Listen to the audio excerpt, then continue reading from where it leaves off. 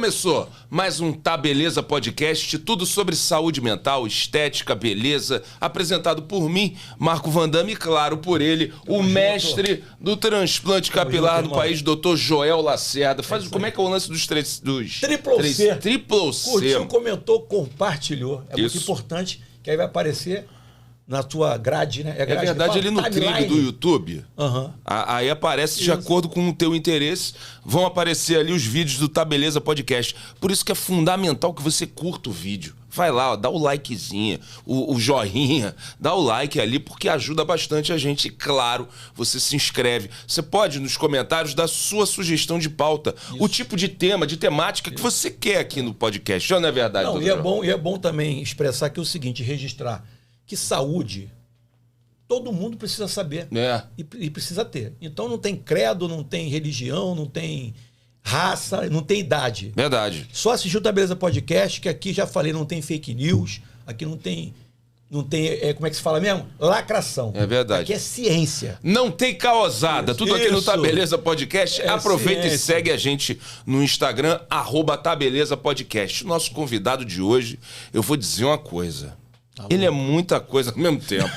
Não, na apresentação dele aqui... Não, e é mesmo. A gente começou essa resenha... A régua agora aqui, ó.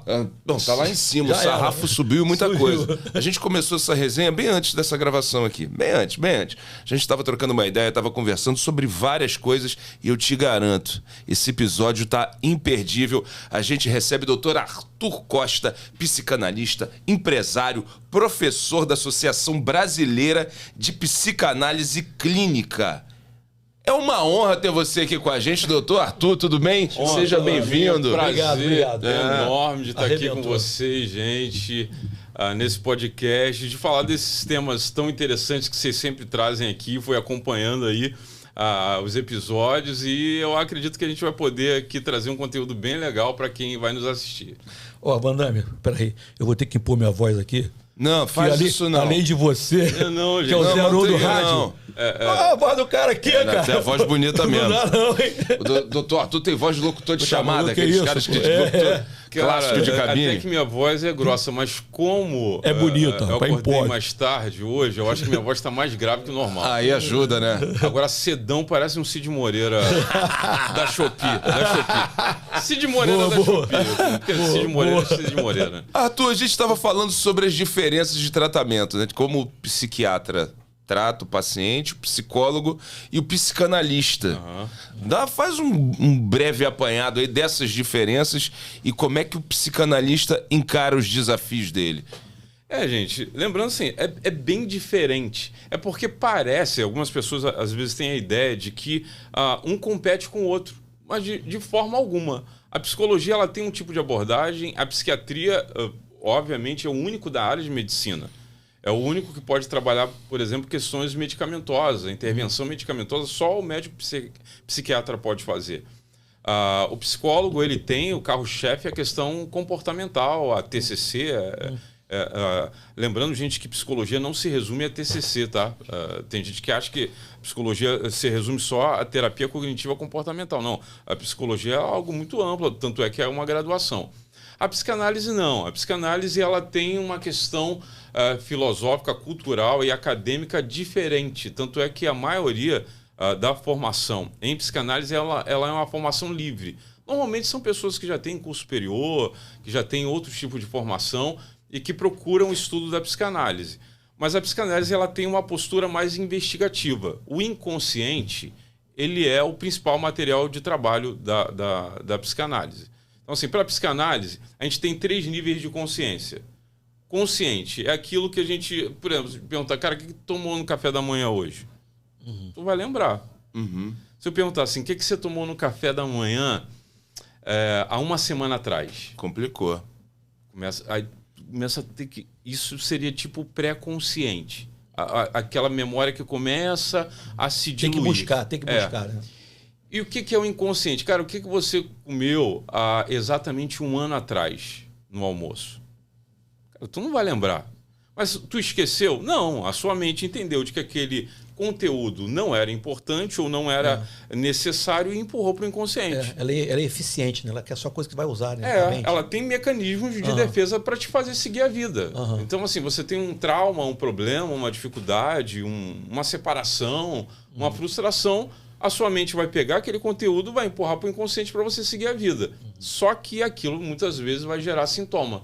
E aí hoje a gente encontra esse mundaréu de gente com crise de ansiedade, um monte de gente com questões depressivas sérias, que vai tentar tratar com questão medicamentosa ou outros recursos, e a psicanálise entra com uma luva para ajudar. Na minha opinião, óbvio, né? Sou psicanalista.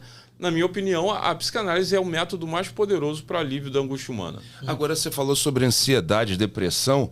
Eu tenho uma dúvida, não sei se é impressão minha.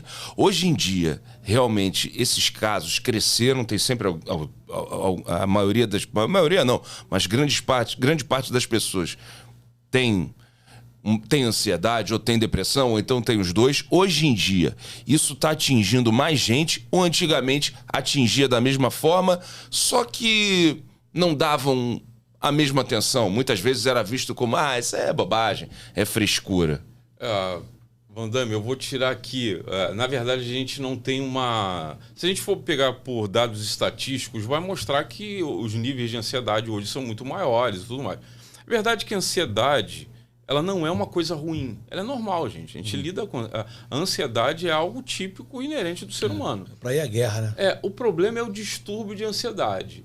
É quando ela começa a gerar, por exemplo, questões físicas. Impacto negativo no dia a dia, né? Por exemplo, a ansiedade faz eu adiar um evento, por exemplo. Olha, eu não vou poder ir em cima da hora. Por quê? Porque a ansiedade me consome. Ela me dá taquicardia, ela me dá falta de ar, ela me atrapalha nas tomadas de decisão. Aí sim a ansiedade precisa ser tratada. Agora, o ritmo de vida mudou muito nos últimos anos. Os centros urbanos... hoje, por exemplo, não se via ou nem se ouvia falar de criança com ansiedade alguns anos atrás. Hoje, por exemplo, eu tenho uma filha de 4 anos. Minha filha de 4 anos tem uma agenda que eu fui ter, eu acho que quando eu fui me tornar adolescente. Exatamente. É absurdo isso. É verdade. Tal hora tem o balé, tal hora tem não sei o quê. Ela tem agenda, irmão. Eu com 4 anos, eu ia para a escola, depois eu ia fazendo nada. Eu ia brincar a tarde toda. Então, assim, o ritmo de vida e a agenda das pessoas está apertando a gente de uma forma que a gente tem uma sensação absurda de que o tempo está se esvaindo pelas nossas mãos. E essa angústia de ver o tempo indo embora vai fazer a gente ficar cada vez mais ansioso, tentando fazer milhões de coisas ao mesmo tempo. Então, eu acho que o ritmo de vida, o estilo de vida das pessoas cooperam, infelizmente, sim, para um quadro de distúrbios de ansiedade bem mais intensos hoje. Eu diria que pós-pandemia muito maior. Muito maior. Deixa eu dar uma pergunta aqui. Eu sempre falo isso, né? As pessoas que assistem a gente não têm o conhecimento técnico, nem a gente tem às vezes, né? Para poder levar informação para todo mundo. Nosso objetivo é esse. A abordagem da psicanálise é o enfrentamento do problema, tipo assim, é de forma passiva, ele fica contando história para você, ver se ele se desabafa. Como é que funciona isso? Essa pergunta é muito boa, porque eu vi acho que uma psiquiatra falar num podcast mesmo, falando assim, eu não recomendo a psicanálise, porque a psicanálise ela fica revisitando traumas do passado e levando a pessoa ao sofrimento. Gente, isso é uma grande lenda. Isso mostra que a pessoa não conhece de psicanálise. Psicanálise não é ficar revisitando traumas e memórias doloridas. Não é isso. Na verdade, a psicanálise ela respeita o processo psíquico. É como se fosse um mergulho. Eu moro em Cabo Frio, no Rio de Janeiro. Estou do lado de Búzios e Arraial do Cabo. Então, assim, eu gosto de mergulhar. Então, à medida que eu vou treinando, eu vou me aprofundando naquele mergulho. Já mergulharam alguma vez? Sim. Não, eu não. Eu já. Cara, vai lá em Cabo Frio, vai Arraial do Cabo pra gente fazer um mergulho bacana. Eu te falei, né, que eu tenho família em Cabo Frio, minha tia e meu tio moram em Cabo Frio há séculos, mas eu vou. Tô esperando o Vandame me convidar. Vamos mesmo? A gente já tem um monte de coisa pra fazer junto. É uma atividade física que mas a agenda, desculpa, a agenda. A agenda não deixa. Tem que se colocar na agenda, cara. Faz um teste. Mergulho é um tipo de atividade física que você dificilmente vai ficar preocupado. Às vezes você tá numa esteira de academia e tua cabeça tá fervilhando. Às vezes você está lá fazendo uma atividade, até o crossfit, e tua cabeça está fervilhando. O mergulho, ele é uma atividade que é como se você entrasse num outro mundo. Mas a psicanálise, ela funciona praticamente como um mergulho. E mergulho ele não deve ser feito sozinho. Porque a psicanálise ela trabalha assim, a autoanálise é importante? Sim, a autorresponsabilidade. Mas como é que a gente vai visitar essa memória que às vezes é traumática? Por exemplo, eu tenho pacientes que foram se lembrar de um abuso sexual na infância já com quase 30 anos de idade. Você fala assim, nossa, mas aí a psicanálise trouxe, tá, mas e os sintomas que aquela pessoa tinha? A psicanálise ela se propõe assim, eu não vou ficar colocando neossoro em quem está com sinusite, cara. Não vai adiantar, eu vou desentupir o nariz e vou continuar com a sinusite lá. A gente quer ir lá no foco do problema. Então o que o psicanalista faz? Ele vai, pega na mão daquele paciente e vai criando robustez emocional para a gente acessar aquele conteúdo inconsciente e ressignificá-lo. Então, não é simplesmente lembrar, e aqui, assim, talvez tenha algum hipnoterapeuta assistindo. Gente, por favor, não é uma crítica à hipnoterapia. A hipnose é uma técnica que a psicanálise usou antes dela. O próprio Freud, Joseph Breuer, os pioneiros disso, utilizou. Mas muitas vezes o que a hipnose faz? Ela corta um caminho, ela pega um atalho, acessando um conteúdo inconsciente pelo qual o paciente não tem robustez emocional para enfrentar. Falo isso porque eu tive vários problemas sérios agora na pandemia de pegar pacientes com uma fixação infantil. Por quê? Porque o atendimento era tudo online. Imagina só o cara fazer um tratamento hipnótico online, ele está lá num outro lugar, o paciente está lá, e ele não consegue fechar o ciclo hipnótico e o paciente fica ali com uma fixação naquilo que ele lembrou. Então, assim, a hipnose, às vezes, ela pode ser um atalho, sem criar robustez emocional. Então, a psicanálise, ela trabalha, assim, com autorresponsabilidade, mas o objetivo de lembrar uma memória passada é no objetivo de ressignificar. Pegar esse conteúdo encapsulado no inconsciente e falar assim, peraí, vamos fazer o que disso? Porque isso e aquilo outro é resultado dessa questão não tratada. Então, ela trabalha, o psicanalista ele trabalha como um mergulhador do inconsciente, que vai junto com o paciente até aquele conteúdo. Então, é como se fosse assim, né?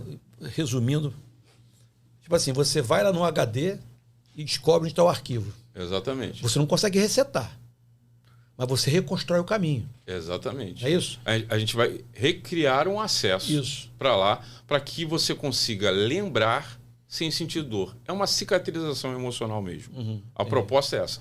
A proposta da psicanálise é cura. Tanto é que dos livros de Freud, a ideia é Talking Cure, um livro muito famoso chamado Cura pela Palavra. Ou seja, quando você fala, você é curado.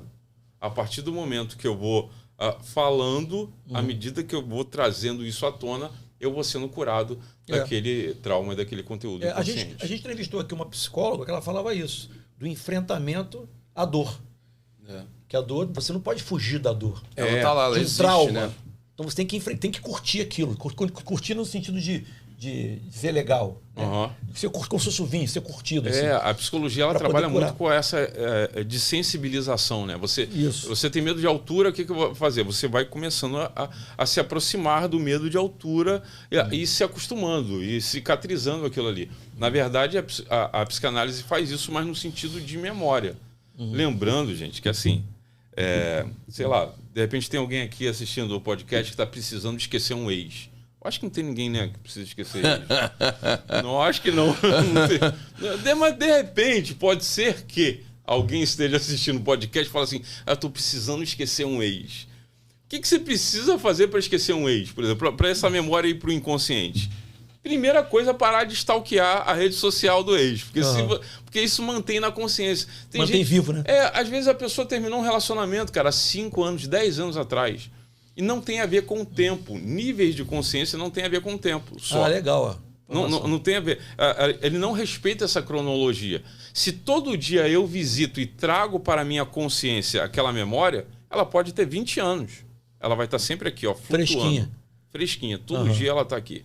Todo dia ela está aqui. Isso é legal. É uma técnica, né? Deixar o Jack do Titanic afundar, entendeu? Deixa ele ir. Deixa ele ir embora. Para isso, você precisa cortar todos os gatilhos que mantêm aquela pessoa na sua consciência. e deixar a sua psique fazer o trabalho que ela vai empurrar para o inconsciente. Só desse assunto do ex, que realmente isso daí é muito bom. Não, é porque as pessoas querem... Senti que isso mexeu contigo. Não, comigo não. Mas é porque, por exemplo, na FM o Dia, trabalho na FM o Dia à noite e tal, a quantidade de gente que liga falando de ex e de questões ligadas a relacionamento é absurda. Quando a gente toca nesse assunto, explode. Né? E é impressionante a quantidade você tocou num ponto que realmente impressiona a quantidade de gente que, apesar de já estar com alguém casado e tal, faz isso. Revisita o ex na rede social. E aí, esse vínculo não é cortado. Não é, cara. Você amarrou uma boia num negócio que estava afundando. E aí você mantém aquela pessoa flutuante na sua memória o tempo todo. Ela está na sua consciência. No set terapêutico é o que mais acontece. E as pessoas, por esse ponto de vista, mesmo tendo partido para a pessoa mesmo partindo para uma outra relação, aquela que ficou para trás, isso não acaba virando uma muleta para alguma coisa que faltou para essa pessoa, mesmo em outras relações? Cara, na verdade, o que acontece é que isso acaba virando uma projeção. Porque a pessoa começa... Porque se aquela pessoa manteve viva o ex ou a ex na sua memória, ela cria uma idealização do que ela quer. E aí ela está se relacionando com uma pessoa agora que é uma outra pessoa. E ela quer que essa pessoa tenha características semelhantes àquilo que ela idealizou. Então isso atrapalha muito o relacionamento da pessoa agora. Não é só uma questão de ficar trazendo aquela angústia. É porque enquanto você mantém na memória ou na consciência, não é nem questão de memória, que esquecer, a gente não esquece nada, tá, gente? Isso é mito. Porque você superou. Não, você recalcou um conteúdo. Na psicanálise, recalcar não tem nada a ver com inveja, tem a ver com diminuir um conteúdo doloroso.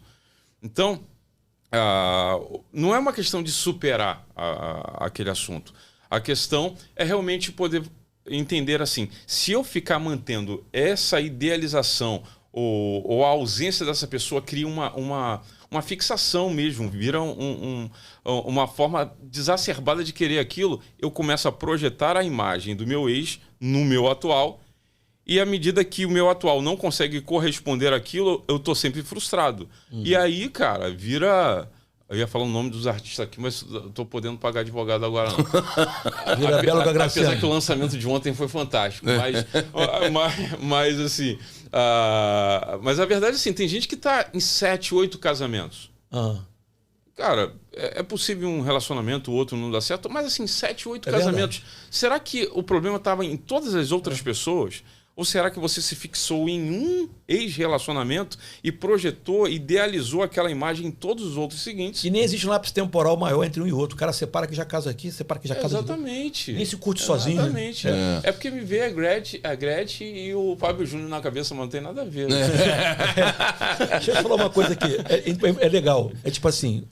aí você identifica um problema. Vamos continuar no eixo, que é o assunto aqui da Ibope, né? É questão de relação. Não, mas cara. Então, você trata direto. Na abordagem da psicanálise, você dá também conselhos? Ou só ouve aquilo e tenta resificar? A psicanálise não trabalha com conselhos. Aí é que tá. A psicanálise não trabalha com conselhos, não trabalha com exercício, não trabalha com comandos. Ela trabalha com autoconsciência. Então, na verdade, a psicanálise... Tem gente que fala assim, o prêmio de um terapeuta é quando o paciente chora. Não, para mim não. O paciente pode chorar por vários motivos. A alegria do terapeuta não é ver o paciente chorar, é ver ele tomar uma decisão terapêutica. Acertada, né? Tomar uma decisão terapêutica, ele precisa racionalizar. Não sou eu que interpreto o sonho do paciente, ele precisa entender o sonho dele. Ele precisa entender o quanto é danoso para o relacionamento atual dele a projeção e o deslocamento que ele faz do relacionamento anterior. Ele ainda tem raiva do ex e descarrega a raiva no atual, cara. Então, assim, mas eu amo essa pessoa aqui, eu quero que dê certo. Então, você precisa deixar esse ex para lá. Você precisa deixar que a sua mente possa recalcar esse conteúdo. E a mente faz sozinha, gente. Ela faz isso para proteger a gente. A gente que fica amarrando boias em gente que já deveria ter ido. E já passou 5 anos, 6 anos, aquela pessoa nem é mais a mesma. Nem serve também para emprego, para tudo. Para tudo. Para absolutamente tudo. Não entendi. Então, assim, Eu acredito que as pessoas hoje acabam fracassando, querendo retornar a anos atrás, a tempos atrás, sabe, um saudosismo tóxico. Que faz as pessoas querer viver o que viveram alguns anos atrás. Não, isso aqui é engraçado. Eu, por exemplo, vou falar da minha área, vou fazer o transplante capilar. Aí, onde começa o transplante bem sucedido? É no desenho da linha frontal. Se esse desenho não for natural, você pode fazer o melhor transplante do mundo, vai ficar ruim. E esse desenho, amigo, o cara vem com a foto de criança. Caraca. E eu falo, irmão, essa pessoa não existe mais. O seu nariz mudou, o seu olho mudou, a sua orelha mudou, tudo em você mudou. Exatamente. Então você quer um cabelo de uma pessoa que não existe mais. Vamos fazer um cabelo para hoje? E aí, amiga, é mais de 1 hora para definir uma linha frontal pro cara, que é melhor para ele. Ele vai falar, então não, tem muito a ver era... com isso. Ele traz a foto assim, meu cabelo era assim, doutor. Eu falei, então era. Exatamente. Entendeu? Essa fixação infantil, ela é muito ruim. Ela é muito ruim. Para a psicanálise, por exemplo, que trabalha com fases psicossexuais, uma das ideias da psicanálise, original de Freud mesmo, é que o ser humano, ele tem... A sexualidade para a psicanálise, ela não tem a ver com sexo, propriamente dito. Tem a ver com libido, com desejo. Então, assim, para a psicanálise, o desejo, inicialmente, de 0 a 1 ano de idade, está na boca. Está na boca. Então, o que acontece? O bebê, ele quer mamar... Isso é Freud, né? Ele quer... Bebê Freud, não é freudiano. É bem freudiano. Ele quer a chupeta, ele quer o tudo que pega no chão, ele bota na boca. Tudo ele coloca na boca, literalmente. Vai no universo através da boca. A libido está toda aqui. O que acontece? Eu tenho pacientes, por exemplo, que não conseguem parar de fumar. Ele chega no set de psicanálise e fala assim, eu preciso parar de fumar. Ué, mas a psicanálise vai ajudar a pessoa a parar de fumar? Pode ajudar muito uma pessoa a parar de fumar. Por quê? Se a pessoa tiver uma fixação na parte oral, ou seja, ela teve um trauma. Uma pergunta simples. Você mamou uma mamadeira? Mamei. Não sei, até que idade? Você tem alguém que possa te dar essa informação? Você chupou chupeta? Chupei. Como é que foi a retirada da chupeta? Aí a mãe começa a descrever. A gente passou na pimenta, a gente passou não sei o quê, a gente marrou bola, cara, foi traumático a criança tirando a chupeta. O que aconteceu? Ele criou uma fixação na fase oral. O cigarro tem um efeito afetivo para ele. Além do químico, manter o estímulo oral faz com que ele se sinta acolhido. Ou seja, o afeto da mãe se representa no cigarro. Quando ele entendeu isso, ele falou, pronto, conseguiu parar de fumar. Conseguiu parar de fumar porque ele entendeu de que não era vício em nicotina. Na verdade, era o que o pessoal chama hoje de comfort foods, aquela comida que, aquela comida que te acalenta. Tem comidas que ela tem um valor emotivo. O cigarro, para ele, era extremamente emotivo, por causa de uma fixação na fase oral. Isso tem a ver com outros tipos de vício também? Até vícios pesados em droga? Ou... Tem muito a ver com vários outros tipos de vício. Não só... Por exemplo, essa fase, a fase seguinte que Freud chama de fase anal, na verdade é a fase de controle dos infícteres. Então é uma fase de contenção e de retenção. Cara, por exemplo, eu conheço gente que é viciada em... tem mulher aqui, mas eu vou falar. É viciada naqueles carrinhos da Shopee, de Mercado Livre, em consumo. Isso também é um vício, sabia? E o que acontece? Quando a pessoa tem uma fixação nessa fase do desfraude, às vezes o desfraude não foi bom, a pessoa ou ela tem uma vontade muito grande de consumir, ou é aquela que atravessa uma piscina com um sorrisal na mão e não sai uma bolha. Porque ou ela vai ser avarenta ou ela vai ser esbanjadora. Porque ela tem uma fixação ou um trauma nesse período.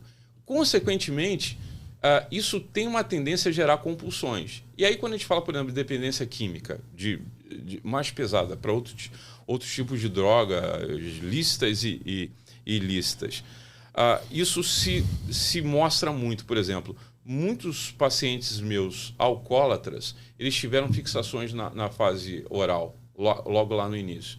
Muitos pacientes meus que já vieram com quadros de dependência química tiveram muita dificuldade, ficaram internados em clínica, tentaram muitos recursos, mas acaba tendo uma recaída constante, porque trataram quimicamente aquilo, mas não trataram psicologicamente aquela dependência.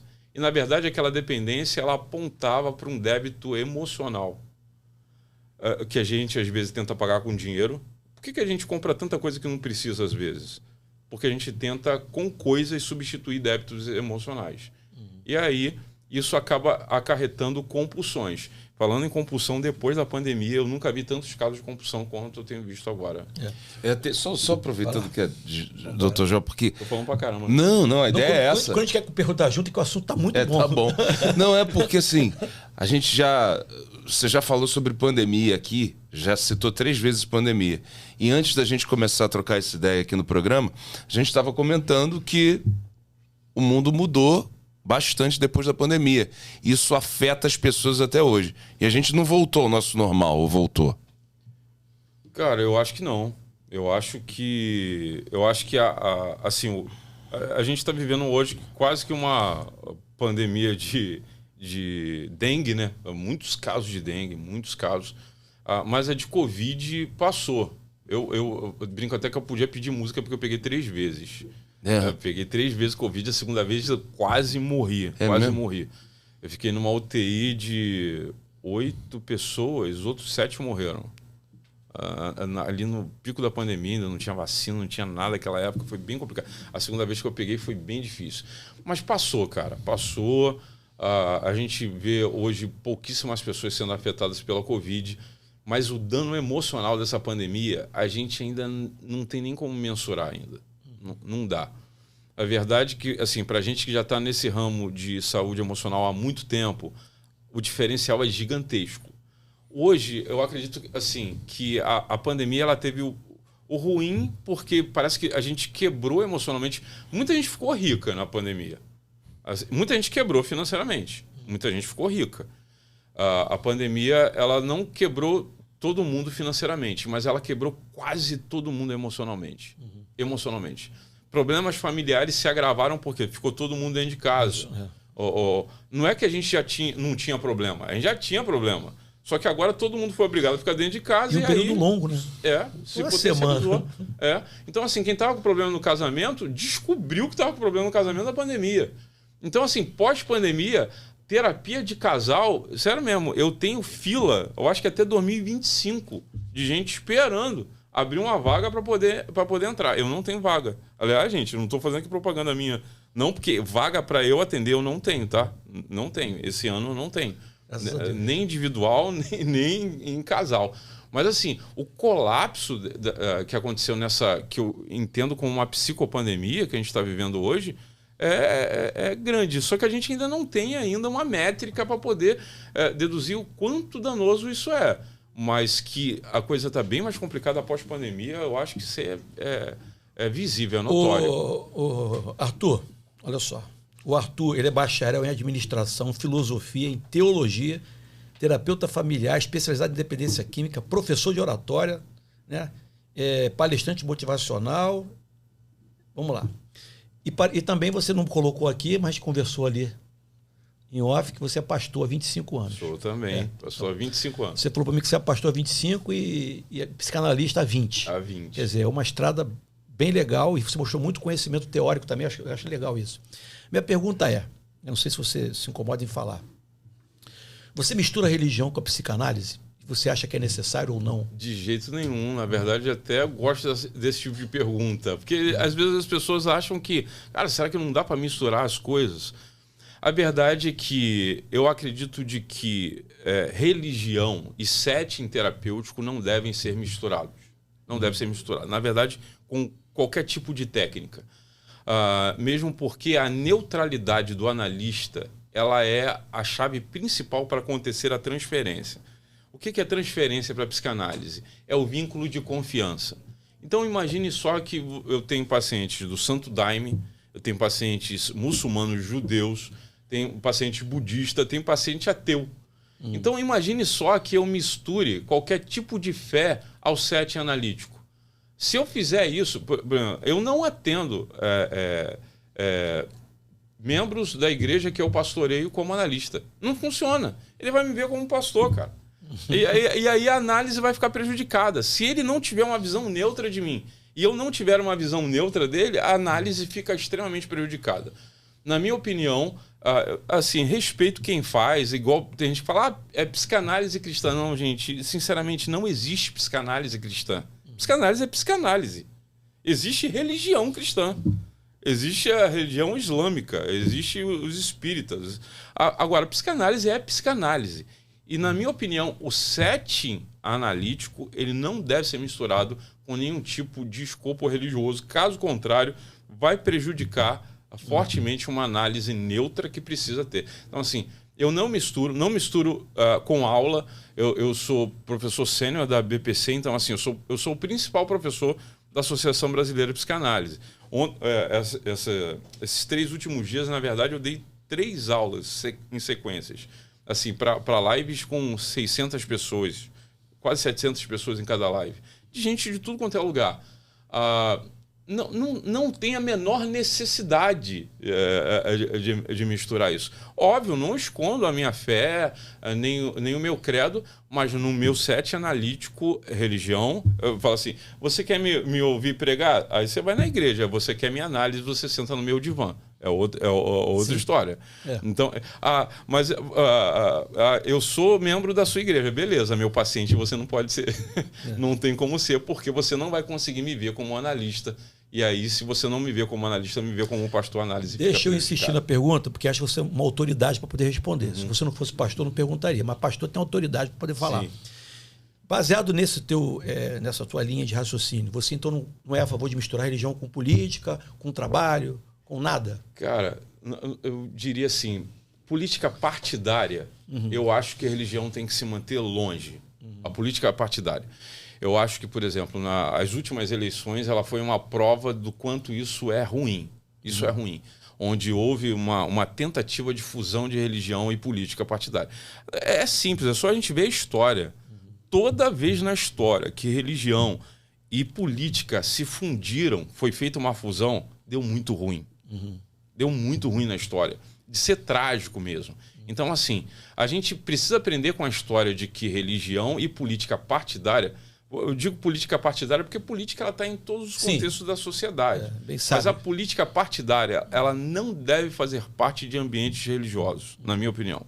Muito menos de púlpitos de igreja, muito menos de ambientes onde a fé é pregada. Então, assim, se é um ambiente de fé, beleza, a política partidária ela tira a autoridade daquela comunidade de fé de denunciar uma determinada coisa, por exemplo, que ela discorda, porque ela criou uma filiação com um determinado tipo de segmento religioso, segmento político.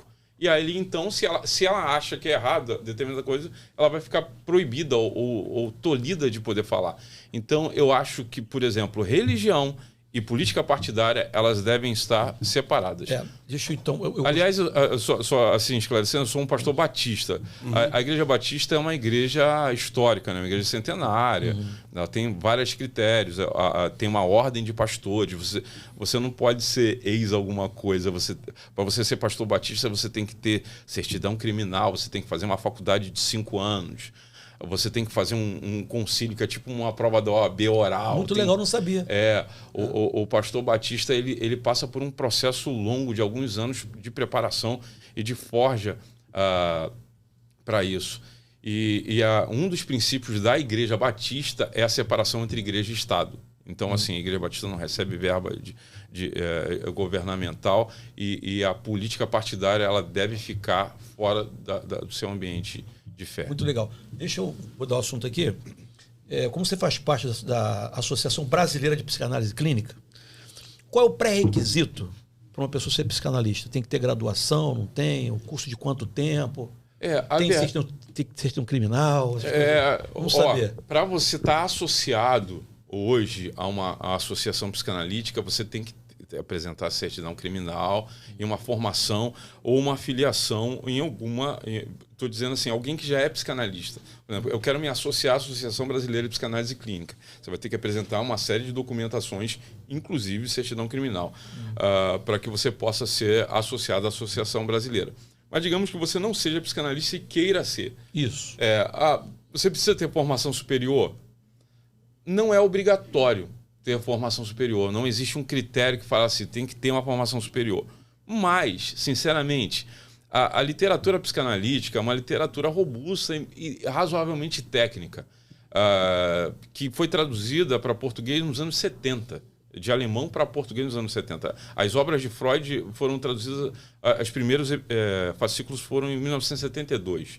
Então, assim, uma pessoa sem formação superior vai ter muita dificuldade de entender e compreender a complexidade da teoria psicanalítica. Então, ainda que não seja uma determinação, normalmente pessoas com curso superior é que procuram um estudo psicanalítico. Mas não é uma determinação, só pode quem tem. A verdade é que a gente tem autodidatas aí incríveis, pessoas intelectuais incríveis, que não têm uma formação acadêmica grande e que estudam psicanálise e exercem com grande qualidade isso. Hoje a Associação Brasileira ela trabalha totalmente online. Totalmente online. Isso veio depois da pandemia também. A Associação Brasileira de Psicanálise Clínica tem 23 anos. Eu conheço ela desde o início, mas trabalho efetivamente nos últimos 3 anos na BPC. E o curso é um curso de final de semana, é um curso mais longo, e tem certificado? Tem que ter certificado para estar na associação? Tem certificado, na verdade, tem uma legitimação legal para poder fazer. Na verdade, para você exercer a ocupação de psicanalista hoje, você tem que estar legitimado por uma associação psicanalítica de qualquer segmento. Mas, assim, hoje a formação em psicanálise ela trabalha com um tripé, que a gente chama de tripé psicanalítico, que é teoria, análise didática e supervisão. Na verdade, todo curso de psicanálise sério trabalha com isso. Só teoria, por exemplo, pós-graduação em psicanálise, ela te prepara para atender a clínica? Não. Hoje já se fomenta graduações em psicanálise. Te prepara para a clínica? Também não. Eu vou explicar por quê. Aliás, é uma pergunta que sempre me fazem, cara. A faculdade tal lançou a graduação em psicanálise. Devo ou não devo fazer? Quer um conselho? Conselho? Não faz. Se você quer fazer a faculdade e você não tem nenhuma graduação, faz faculdade de psicologia. Tem um Conselho Federal de Psicologia, tem algo que vai regimentar, vai ser muito melhor para você.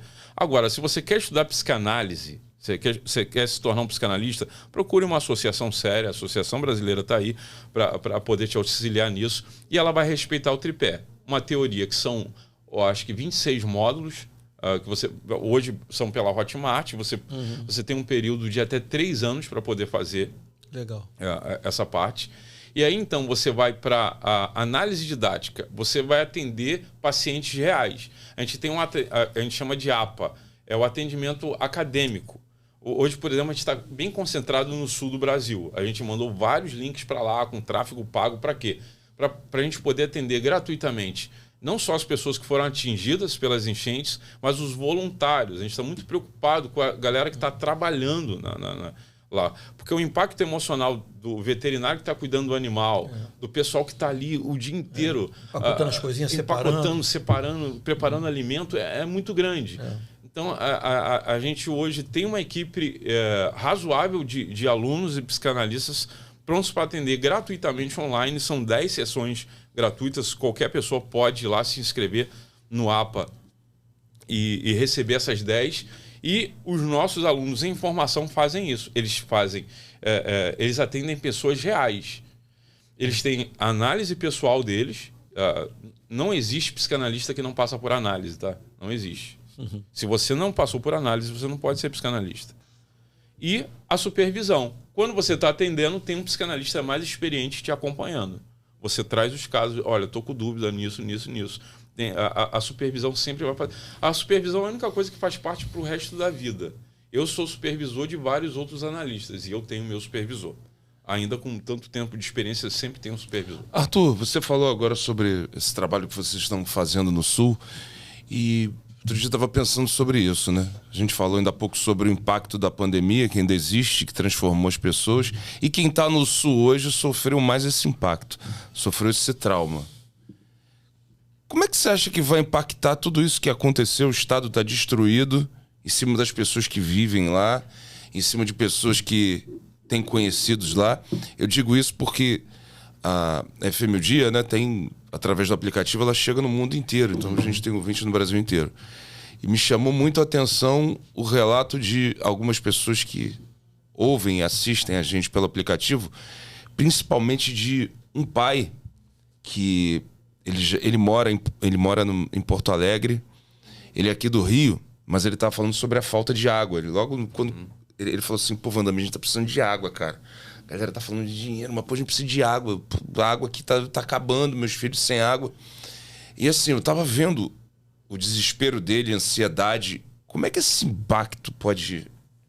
Como é que isso vai impactar no futuro do povo lá do Sul? Cara, isso aí é capaz da água baixar, o povo se recuperar e a gente ainda tem que tratar os danos emocionais disso.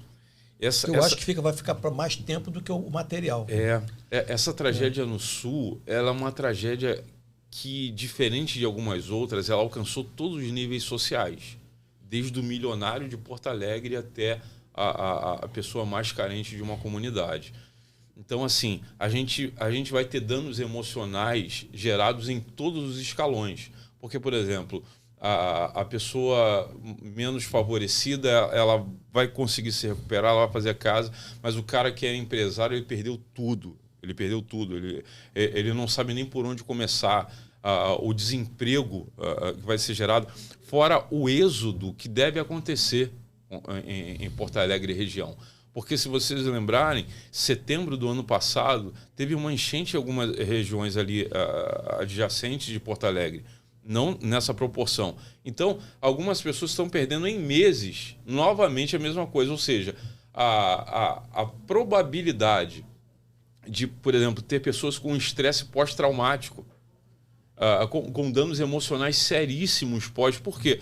Ela vai querer construir de novo, ela vai querer fazer de novo a casa, ela acabou de perder de setembro para cá de novo tudo, ela acabou de colocar os móveis e perdeu absolutamente tudo. Um empresário que, quando baixar água, ele vai olhar assim, cara, eu perdi tudo, o meu negócio, eu tenho que pagar meus funcionários, o que eu vou fazer da minha vida agora? Então, assim, é um processo de luto, não só pelas pessoas que morreram, mas é um processo de luto do negócio que fechou, é o processo de luto dos sonhos que foram frustrados e perdidos. Então, assim, há um luto de longo prazo para a gente poder tratar aí pela frente. Eu acredito que esse impacto, ele economicamente vai afetar o Brasil inteiro. Emocionalmente, o sul do Brasil não será mais o mesmo depois dessa tragédia.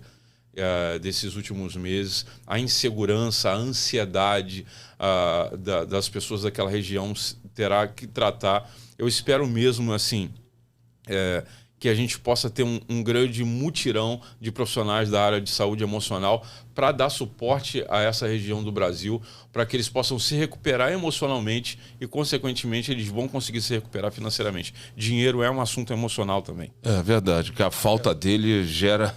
Exatamente. Muita coisa.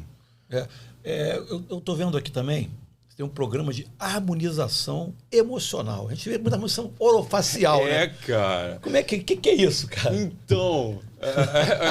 harmonização emocional. Aqui eu tô muito legal. Médico da área de estética. Então, assim, esse foi um dos maiores sucessos assim, que a gente teve nos últimos 2 anos. Eu desenvolvi um método de 12 sessões. São 3 meses de tratamento, que se chama PHE, Programa de Harmonização Emocional. A gente até brinca, porque a beleza está aqui. Você trabalha com isso, você sabe que é. Sim. Você sabe que é. Então, assim, às vezes a pessoa, ela de jeito nenhum aqui demonizando qualquer tipo de cirurgia plástica, de jeito nenhum, mas algumas pessoas, elas perdem a mão. O Brasil, ele é um dos maiores recordistas de cirurgia plástica. Joia. Assim, não é um país tão rico quanto os Estados Unidos e a gente está no topo desse ranking. Então, assim, às vezes o que falta para a gente é autoconhecimento. Então, o que o programa de harmonização emocional faz? Ele é um acelerador de autoconhecimento. Em 3 meses, você nunca mais vai ter a visão de si próprio que você tem. Então, quando você se olhar no espelho e você... todos nós idealizamos uma imagem do que nós queremos ser. E a gente persegue aquilo o tempo todo. Só que às vezes aquilo é inalcançável. A gente criou uma imagem utópica de nós mesmos, que não pode ser, que não pode acontecer. Mas quando a gente começa a se conhecer, por exemplo, qual o meu temperamento predominante, qual a minha forma... Eu sou auditivo, sou visual ou sinestésico, por exemplo. Um visual, ele tem o estímulo principal pela visão. Ele reconhece alguém que não vê há muito tempo pela imagem. Um auditivo, ele é um gravador humano. Ele ouviu aquele capaz de reproduzir um podcast desse aqui com fidelidade. O sinestésico, ele precisa de algo mais lúdico, ele precisa de toque, ele precisa disso. Então, assim, a gente trabalha de questões de temperamento até questões financeiras, questões de sexualidade em 3 meses. E depois desses 3 meses, o terapeuta, que é treinado por mim, é uma mentoria que eu só abro 2 vezes por ano, ele entrega para o paciente a identidade emocional dele. Eu não conheço nenhum programa terapêutico que no final você entrega para o paciente assim, ó, esse daqui é você. Faz sentido para você? E você olhar para o papel e falar, cara, sou eu. Esse aqui sou eu. Eu vi um vídeo um dia desse, cara cabeludão assim, aí passou um careca, né? Aí desejando ter a vida daquele cara. Uhum. Aí esse cara cabeludão entrou no ônibus. Aí o ônibus parou no engarrafamento. Aí passou uma menina de bicicleta ouvindo um fone assim. Aí ele queria ter a vida da garota. Aí ela parou. Ou seja, a gente tem, hoje em dia está muito exacerbado isso. A gente tem inveja da pessoa, vamos chamar assim, eu querer ter a vida dela, mas em corte, em foto, em momento. A gente não quer ter a vida da... Se você se colocar no lugar da pessoa, tu vê que tu tá melhor do que ela, entendeu? E a gente só posta sucesso, né, cara? Não posta derrota. Mas não traz problema emocional isso? De você querer almejar ter aquela vida e uma vida que não existe, inclusive. É o que Freud dizia. A melhor comparação que você pode fazer é a comparação a você mesmo. Há um tempo atrás. Se eu melhorei, se eu evoluí. Cara, isso é muito legal. Então, assim, quando eu consigo entender quem eu sou, primeiro, eu me importo menos com o que os outros falam. Ah, você é isso, você é aquilo. Gente, nesse linchamento virtual que a gente vive hoje, que se tu falar um treco assim, você é destruído na internet, se você não souber quem você é, você entra em colapso. Você vai... porque você não consegue saber se você de fato é aquilo que a pessoa está dizendo. Agora, a pessoa está dizendo, você é isso, você é aquilo outro. Mas eu sei que não sou? Cara, joinha para você, não tô nem aí. Aliás, o PHE ele foi desenvolvido, parte dele no ambiente escolar. Eu prestava um serviço voluntário em algumas escolas públicas, a pedido das diretoras para prevenção a bullying. Os alunos aqui, tá muito caso de bullying, e a escola estava assim, punindo os valentões, né? Falei, cara, não é esse caminho. Não é esse caminho. Qual foi o caminho que a gente encontrou? Vamos fortalecer aquele que está sendo atingido pelo bullying. Porque é igual apelido em escola, lembra? Apelido. Quanto mais pau da vida ligasse, meu irmão, mais colava. Então, assim, cara, não é punindo o valentão que a gente vai resolver o bullying na escola. É fortalecendo aquele que é atingido pelo bullying. Quando a gente fez esse programa de 3 meses com alunos do ensino médio, falando assim, cara, esse daqui é você. O que aconteceu? O que exercia bullying continuou exercendo, mas ele começou a ligar menos. O que aconteceu? O cara foi desistindo. Foi desistindo, cara, não adianta. Não adianta implicar com o cara não pilha com o que eu estou dizendo. Verdade. A gente resolveu o bullying de uma escola justamente aumentando o autoconhecimento e aí o valentão foi desistindo. Vou fazer uma analogia tosca rapidinho. Eu tenho 3 gatos. Uhum. Aí um gato vai brincar com o outro, esse gato corre. Aí ele vai atrás, perturba o juízo do gato. A outra gata, quando chega lá, para e olha para ele assim, desiste, dá ré e vai embora. Acabou a pilha, acabou. Exatamente, agora, cara. Não colou. Nessa época, a gente só posta sucesso. Minha filha tá ali. Assim, tem gente que olha o meu Instagram assim e fala, cara, tu é o mestre de pegar bichinho na máquina. Não, gente, é que eu só posto quando eu pego o bichinho. Pô. Mas tem os erros, né? Eu só posto quando eu pego o bichinho. Quando eu não pego o bichinho, eu vou postar? Eu vou postar nada. Mas eu perdi dinheiro pra caramba naquela máquina. Tá certo. Olha, muito bom. Dr. Arthur Costa, psicanalista, empresário, professor sênior da Associação Brasileira de Psicanálise Clínica. Muito obrigado pela sua presença aqui no Tá Beleza Podcast. Enorme. De entrevistado a ídolo.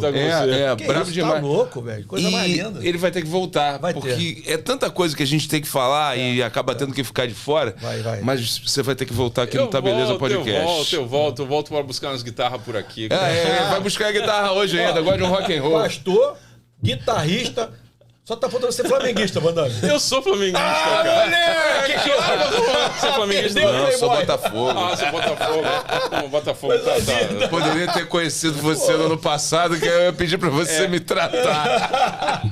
Que ficou feia a coisa. Ó, final do ano passado eu tive que falar vagas para botafoguenses abertas no final do ano. E apareceram? O que, rapaz? Foi difícil, foi complicado. Muito Olha bom, só, muito bom. não deixa de dar o seu like aí no vídeo, faz o joinha aí, se inscreva no canal Tá Beleza Podcast, E outros não vídeos. esqueça do Triplo X. Triplo X não, Triplo C. Triplo C, é o Isso. filme. O Triplo X é o filme. É o filme, fiquei empolgado. Triplo C, curta. Comente e compartilhe. Isso aí. Vai lá. Não deixa de curtir não, porque outros vídeos do tipo do Tá Beleza Com certeza. vão aparecer aí no trilho. Até o próximo Tá Obrigado. Beleza Podcast. Até a próxima. Valeu. Tchau.